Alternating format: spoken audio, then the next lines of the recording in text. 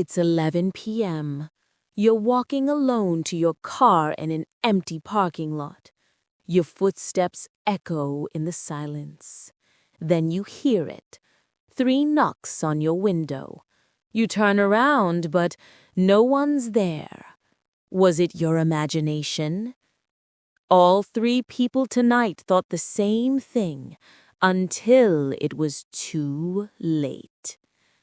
This is Untold Nightmares, and these are 3 true stories that will make you think twice before parking alone in the dark. Welcome back to Untold Nightmares. I'm your host on this journey through the unexplained, the terrifying, and the real. If you're new to the channel, this is your home for the most disturbing and authentic horror stories people have ever experienced. Not fiction, not movies, just real testimonies from everyday people who lived through something extraordinarily terrifying. Tonight, we explore one of the most common yet disturbing places where paranormal encounters occur. Empty parking lots. Those desolate, poorly lit spaces where the echo of your own footsteps is sometimes all you hear, or at least you hope so. Before we begin, I invite you to turn off the lights, put on your headphones, and prepare your mind for 3 encounters that defy all logical explanation. And if these stories keep you up tonight, don't forget to subscribe and turn on the notification bell for more content like this. Ready? Let's start with the first story. My name is Sarah, and what happened to me 3 years ago in the Westfield Mall parking lot completely changed my perception of security. It was December, around 10:30 p.m. I had worked late at the department store and was one of the last employees to leave. Most of the parking lot was empty, lit only by those constantly flickering yellowish lights. I remember it was bitterly cold. My breath formed small clouds of steam as I walked toward my car, which I had parked in Section D, quite far from the main entrance. I held the keys in my hand, one between my knuckles, as my father had taught me. The silence was absolute, the only sounds being the hum of the lights and my own footsteps. When I was about 20 meters from my vehicle, I noticed something strange. There was a man standing next to the car next to mine. He was wearing a long black coat and had his hands in his pockets. He wasn't moving. He just stood there, staring at the ground. I tried to convince myself that he was just waiting for someone, but something in my stomach twisted uncomfortably. I slowed my pace, pretending to search for something in my bag, discreetly watching him. The man hadn't moved an inch. He wasn't checking his phone. He wasn't looking around. Nothing. He was like a statue.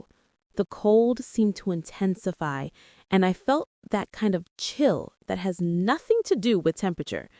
I decided to take a detour, walk away, and ask the security guard for help. But then, as I began to back away, the man turned his head toward me, not his body, just his head, in a slow, deliberate movement that seemed impossible given the distance. Although I couldn't see his facial features clearly because of the distance and the lighting, I knew he was looking directly at me. My heart began to beat so loudly I could hear it in my ears. I started walking faster toward the mall entrance, but when I looked over my shoulder, I saw that the man had started walking in my direction. He wasn't running, he was just walking, with long, steady strides that seemed to cover much more distance than they should. I started running. The sound of my shoes echoed against the concrete, and I could hear other footsteps behind me, keeping the same pace no matter how fast I ran. I arrived at the mall entrance panting, tears in my eyes from the panic and the cold. The security guard, an older man named Tom, asked me what was going on. Between sobs, I explained. He grabbed his radio and went out with me to the parking lot, but when we got to my car, no one was there. Tom checked the surrounding area, even calling another guard to do a more thorough search. Nothing. He escorted me to my car and suggested I go straight home. When I finally started the engine, my hands were shaking so much I could barely hold the steering wheel. I immediately locked the doors and started to back out of the parking space. That's when I saw him in the rearview mirror. The man in the black coat was standing under one of the headlights, in the same spot he'd initially been standing, watching my car drive away. The next day, I asked guard Tom if they'd found anything on the security cameras. He told me something that chilled my blood. The cameras in that section had stopped working at exactly 10:25 p.m. and had been reactivated at 11:05 p.m. During that entire time, they hadn't recorded anything. My name is David, and I work as a night shift manager at a supermarket on the outskirts of a small town in the Midwest. What I experienced in our parking lot 8 months ago has made me seriously consider changing jobs. But the truth is, I need the job. It was a March night, around 2 a.m. I had closed the store and was doing the final counts in my office when I realized I'd left some paperwork in my car. The parking lot was completely empty except for my truck, which I had parked at the back of the building where employees leave their vehicles. There was no moon that night, and the darkness was dense, almost solid. The only lights were those on the building itself and 2 utility poles that provided poor illumination of the area. There was a strange wind that moved the abandoned plastic bags in slow circles. I stepped out the back door and walked toward my truck. The wind made a hissing sound as it passed through the trees in the small forest that bordered the parking lot. When I got to my vehicle, I searched for my paperwork on the driver's seat. It was at that moment that I heard a sound that paralyzed me. 3 sharp taps on the driver's window. Tap, tap, tap. I turned sharply, my heart in my throat, but no one was there. The parking lot was still completely empty. I thought maybe it had been a branch or something blown by the wind. I quickly grabbed the papers and locked the door. As I walked back to the building, I heard it again. Tap, tap, tap. This time from the back window of the SUV. I stopped dead in my tracks and turned around slowly. There was nothing, no one. The wind had completely stopped and the silence was now oppressive. I felt my breathing become shallow and rapid.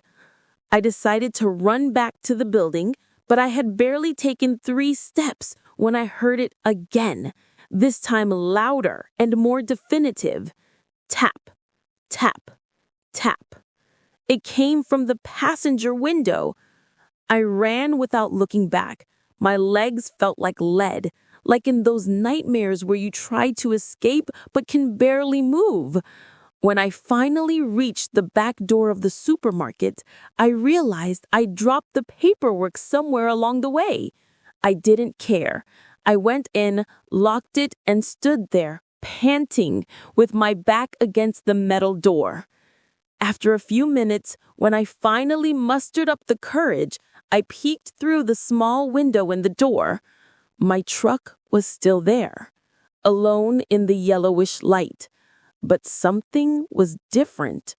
All 4 doors were open, wide open, like someone wanted me to see. I had locked everything. I was absolutely sure of it. I heard the sound of the locking mechanism when I pressed the control. I called the police. They responded quickly, considering how late it was. 2 officers arrived and searched my vehicle and the surrounding area. they found no signs of a break-in, nothing stolen, no evidence that anyone had been there. But they did find something on the driver's seat that made me feel nauseous. 3 handprints on the inside windshield, as if someone had been inside the vehicle pushing against the glass from the inside, trying to get out. But the most disturbing thing was what the younger officer told me while I was writing his report. He mentioned that 2 years earlier, in that same parking lot, a night employee named Marcus had reported something similar. 3 knocks on his car windows. A week later, Marcus simply didn't show up for work. He was never found. His car was found abandoned in that same parking lot with all the doors open. I'm Jennifer, and this happened to me last summer in my apartment complex's parking lot. It was a humid July night, around midnight. I was out with some friends and was heading home a little later than usual. My building's parking garage is underground, one of those places that has always given me the creeps even during the day. The fluorescent lights buzz constantly, and there's always at least 1 or 2 out, creating pockets of darkness between the cars. I parked in my usual spot, on level B2, the deepest level. The air down there always smells of dampness and gasoline, and that night the smell seemed particularly strong. When I turned off the engine, I sat for a moment, checking my phone. It's something I do when I'm running late, as if to mentally prepare myself before walking through that space. After a few minutes, I grabbed my bag and got out of the car. The silence was absolute, interrupted only by the buzzing of lights and the distant dripping of water from a pipe. There were perhaps 15 other cars on that level, but it seemed like all the residents were already asleep. I pressed the lock button and heard the familiar sound of my car's lights flashing. It was then that I first noticed it, and the reflection of my driver's window. Someone was standing behind me. My heart leapt. I could clearly see the silhouette of a person in the reflection of the glass, perhaps 3 meters behind me. It was a dark shape, but definitely human. However, when I turned sharply, there was no one there. The parking lot was empty. I felt a chill run down my spine, despite the stifling heat of the subway. I tried to rationalize what I'd seen. Maybe it had been a strange shadow, an optical illusion caused by the flashing lights. I started walking toward the elevator, which was at the far end of the parking lot. My heels clicked against the concrete, creating an echo that made it impossible to hear if anyone else was walking. Halfway there, I passed a black SUV with heavily tinted windows. And there it was again. And the reflection of the windows, the same figure, closer now, maybe a meter behind me. This time, I didn't turn around immediately. I froze, staring at the reflection. The figure didn't move, it just stood there, as if waiting. It had a strangely distorted shape, as if it weren't completely solid. When I finally mustered up the courage to turn around, once again, there was no one there. But now, I could sense something wasn't right. The air felt heavier, harder to breathe. The buzzing of the lights seemed louder, almost painful. I started walking faster, almost running, ignoring the sound of my heels. Every time I passed a car with reflective windows, there it was, the dark figure, ever closer in the reflections, but never present when I looked directly. Sweat began to trickle down my forehead, and it wasn't from the heat. It was pure terror. My rational mind tried to find an explanation, but my instinct screamed at me to run. When I finally got to the elevator, I frantically pressed the button. The doors opened almost immediately. Thank God. I jumped in and pressed the button from my floor, hitting it repeatedly as if that would make the doors close faster. Just before they closed completely, I glanced back at the parking lot one last time. What I saw took my breath away. In front of the elevator, reflected in the windows of my car and at least 5 other vehicles simultaneously, was the same figure. But now I could see more details. It had no defined facial features, but where its face should have been, there was something that seemed to be smiling. And the most terrifying thing, in each reflection, the figure was in a different position, closer, as if it were circling something I couldn't see. The elevator doors finally closed. I went up to my apartment and couldn't sleep that night. The next day, I went down early to check my car, convinced I'd find some logical explanation. But what I found made me consider moving immediately. And the dust accumulated on the hood of my car.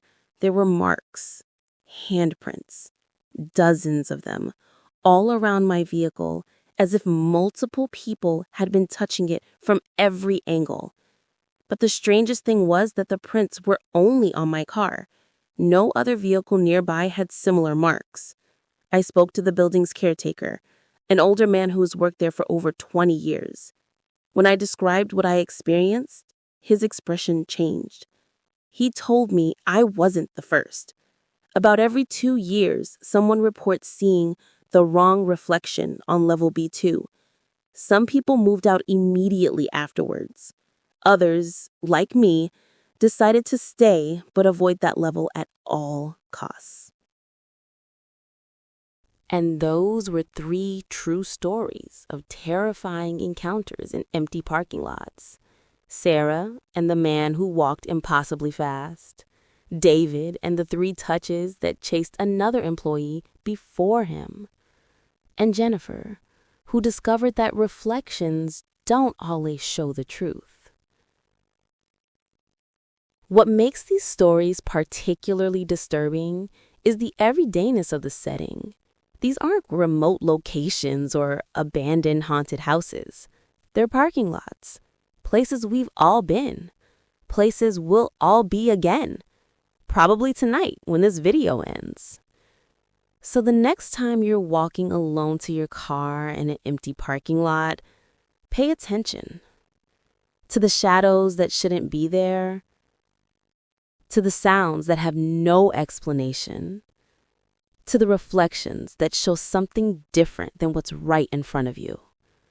Because according to these testimonies, there's something out there waiting in the darkness of these liminal spaces. Now, I want to know, have you ever experienced anything unexplainable in an empty parking lot? Leave your story in the comments. I read them all, and the best ones might appear in future episodes. If you enjoyed this video, leave a like, share it with that friend who needs a good scare, and subscribe for more real horror stories every week. We have an incredible community of over 0 people who share a passion for the paranormal and the unexplained. On the screen, you can watch other videos that might interest you, including our episode about terrifying encounters in abandoned hospitals and disturbing phone calls. For now, I'm off. Keep the lights on tonight. Or don't. After all, sometimes the darkness is more honest about what's really there. This was Untold Nightmares. See you in the next nightmare.